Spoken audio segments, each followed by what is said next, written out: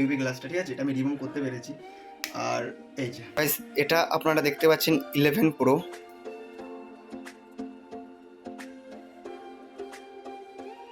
আমি আজকে যে ইউভি গ্লাসটা তুলবো, আজকে লাইভে আমার প্রথম এই ইউভি গ্লাস তুলবো, কিন্তু প্রচুর লাগিয়েছি, কিন্তু তুলবো আজকে ফার্স্ট টাইম। তো গাইস, এটা আপনারা দেখতে পাচ্ছেন 11 প্রো, এই যে এই ভাইটার।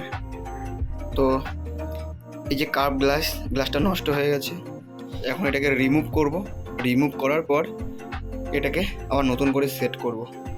চলুন ভিডিওটা সম্পূর্ণ দেখুন, আর যদি ভিডিওটা ভালো লাগে তাহলে অবশ্যই লাইক, কমেন্ট এবং শেয়ার করে দেবেন। আর দেখছেন কি অবস্থা হয়ে গেছে ভাইয়ের গ্লাসটা, এখন আমি এটাকে চেঞ্জ করব। তো চলো পুরো প্রসেসটা দেখতে থাকো, কেউ মিস করবে না, আশা করি প্রত্যেকের ভালো লাগবে। চলো পুরো ভিডিওটা দেখতে থাকো, আশা করি প্রত্যেকের ভালো লাগবে। এটা আমার কাস্টমার, চলো তো কাজটা করতে থাকি, তোমরা দেখতে থাকো।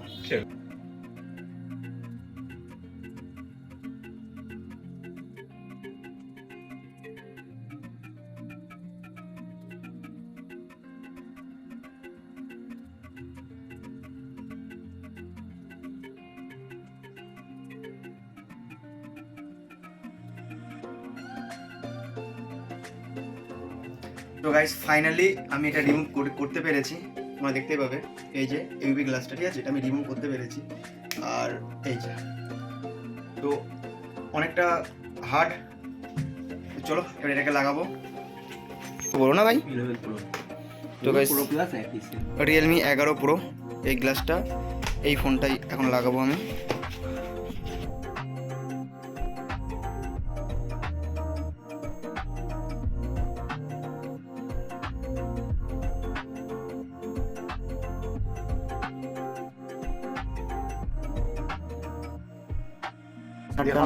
এই সাইডে না, কারণ আছে চার্জ যদি বসাই বাইরে শর্ট হয়ে গেল, ওই জন্য চার্জ হবে।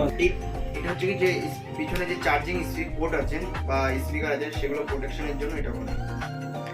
না হলে এর মধ্যে যদি ইউভির যে ব্লুট আটাটা যদি চলে যায়, তাহলে একটা সমস্যা হতে পারে যে চার্জিং বন্ধ হয়ে যেতে পারে, মাইক খারাপ হয়ে যেতে পারে, নানা রকম সমস্যা হতে পারে।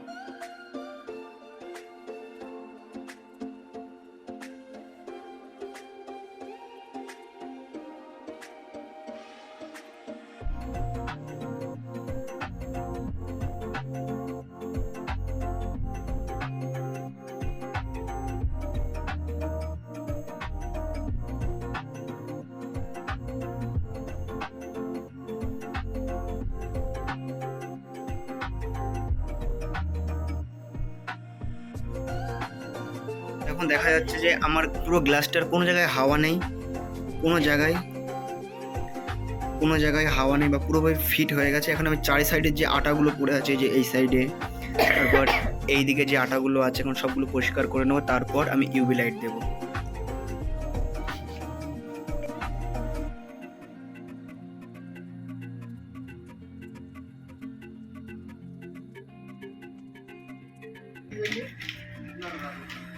So guys, UV light move to F.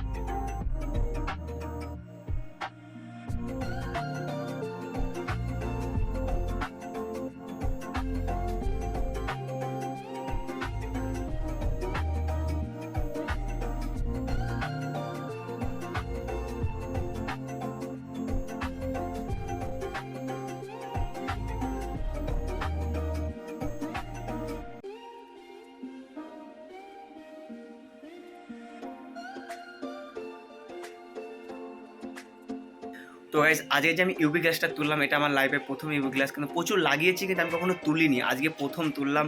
আশা করি ভিডিওটা প্রত্যেকের ভালো লেগেছে। যদি ভিডিওটা ভালো লাগে তাহলে অবশ্যই লাইক, কমেন্ট এবং চ্যানেলে নতুন হয়ে থাকলে অবশ্যই চ্যানেলকে সাবস্ক্রাইব করবে। যদি ফেসবুক থেকে দেখো তাহলে অবশ্যই ফলো করে যাবে। চলো দেখা হচ্ছে নতুন একটা ভিডিওতে, তখন ভালো থেকো, সুস্থ থেকো, টাটা।